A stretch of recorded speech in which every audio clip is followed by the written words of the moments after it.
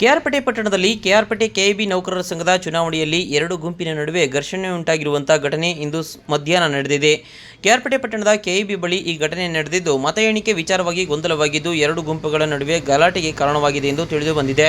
ಇಂದು ನಡೆದ ಕೆಇಬಿ ನೌಕರರ ಸಂಘದ ಚುನಾವಣೆ ಬಳಿಕ ನಡೆಯುತ್ತಿದ್ದ ಮತ ಎಣಿಕೆ ಕಾರ್ಯ ಎಂದು ಹೇಳಲಾಗಿದ್ದು, ಮತ ಎಣಿಕೆಯಲ್ಲಿ ಗೊಂದಲವೆಂದು ಚುನಾವಣಾಧಿಕಾರಿಗಳನ್ನು ಒಂದು ಗುಂಪು ತರಾಟೆಗೆ ತೆಗೆದುಕೊಂಡಿದ್ದಾರೆ.